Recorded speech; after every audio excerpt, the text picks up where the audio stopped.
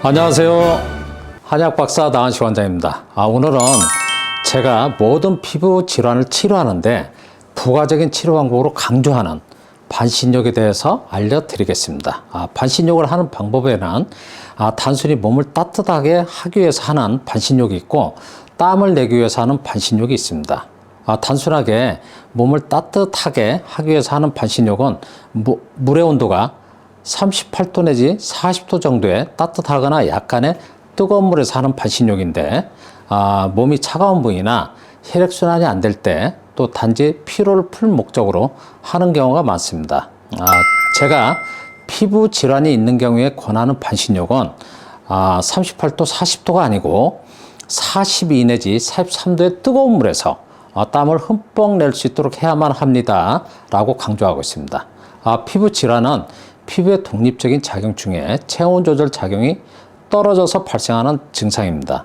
체온 조절 작용이란 몸에서 자연스럽게 발생하는 열이 땀구멍을 통하여 기화열이나 수분 형태로 배출되는 작용을 말하는데, 피부 질환은 열이 땀구멍을 통하여 정상적으로 배출되지 못하고 피부 내측에 머물러 있으면서 피부 내측에 열이 머물러 있다는 것을 피부 표면에 보여주는 증상이어서 열이 땀구멍을 통하여 정상적으로 배출이 이루어지도록 하기 위해서 제가 피부 질환을 치료를 하면서 부가적인 치료 방법으로 반신욕을 권유하는 것입니다.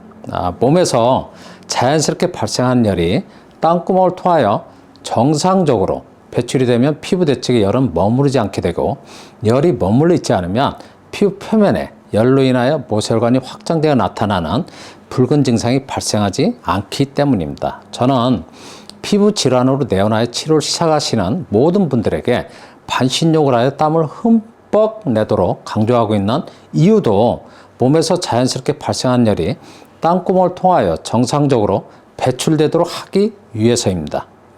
저희 한의원에 내원하여 피부 질환을 치료하시는 모든 분들에게 반신욕을 권유하고 있는데, 반신욕을 하여 혹 증상이 일시적으로 심해지는 경우를 제외하고는 대부분 치료를 하면서 반신욕을 열심히 하셔야 됩니다 하면서 권유하고 있습니다.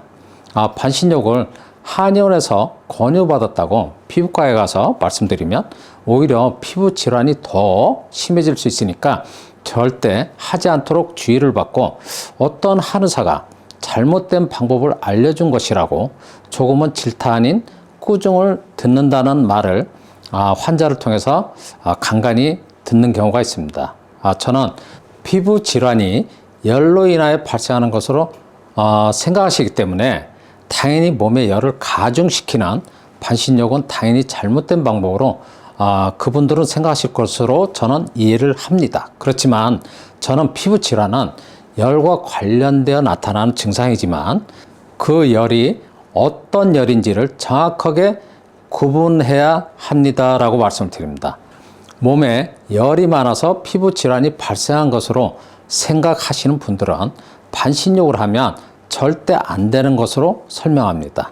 저는 피부 질환에 발생한 열은 몸에 열이 많아서 발생하는 질환이 아니고, 몸에서 자연스럽게 발생한 열이 땀구멍을 통하여 정상적으로 배출이 안 되고 피부 내측에 머물러 있어 피부 질환이 발생한다고 진단하기 때문에 열이 땀구멍을 통하여 정상적으로 배출될 수 있도록 해야만 피부 질환의 원인 치료를 할 수 있다고 생각하기 때문에 반신욕을 하여 땀을 흠뻑 내도록 권유하고 있습니다.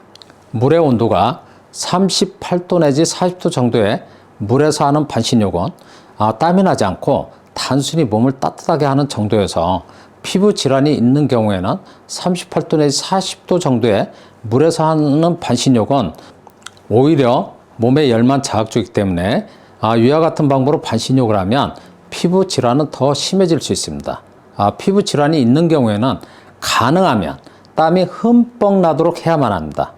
땀을 내기 위해서 42 내지 43도의 뜨거운 물에서 반신욕을 하시면 처음에는 피부의 체온 조절 작용, 열 배출 작용이 떨어져 있기 때문에 땀은 잘 나지 않고 일시적인 열 자극으로 인하여 증상이 혹 심해지는 분도 있습니다. 이런 경우는 반신욕의 부작용이나 반신욕을 잘못하는 경우가 아니고 본인의 피부 기능이 그만큼 떨어져 있기 때문입니다.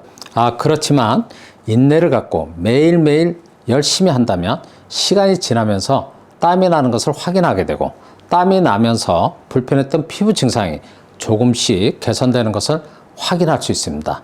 반신욕을 하는 방법은 어떻게 보면 쉬운 방법도 아니고 많이 번거로운 방법입니다.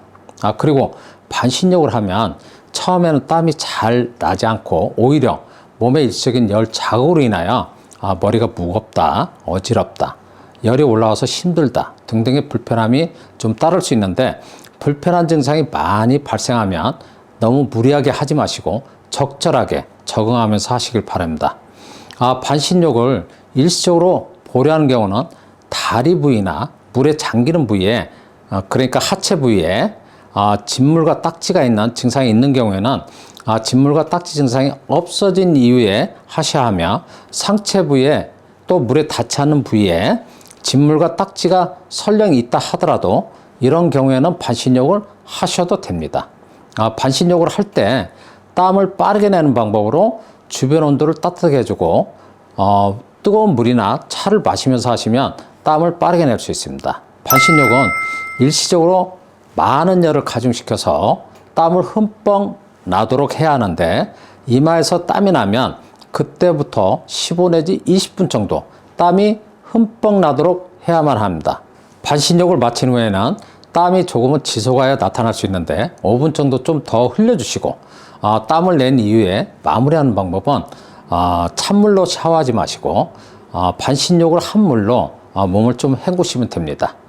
반신욕을 할 때 만일 땀이 나지 않는데도 기다리지 못하고 힘들어서 중단하거나 땀이 이마에서 나오기 시작할 때 중단한다면 오히려 몸에 열만 자극 주는 것이어서 증상은 심해질 수 있습니다. 땀을 낸다는 것은 땀구멍을 열어주는 방법으로 일종의 피부 운동을 시켜주는 방법입니다. 피부 질환을 치료하면서 혹 반신욕을 권유받았는데 어떻게 해야 하는지, 피부 질환이 있는 경우에 제 유튜브를 보신 분들이 제가 반신욕을 하도록 권유하기 때문에 집에서 혼자 반신욕을 시작하시는 분들에게 많은 도움이 되었으면 하는 생각에 반신욕에 대한 설명을 드린 것입니다. 오늘 제가 알려드린 반신욕에 대한 설명을 참고하시고 피부 질환 치료에 도움을 아주 많이 받길 바라며 오늘 제 설명을 경청해 주셔서 감사드립니다.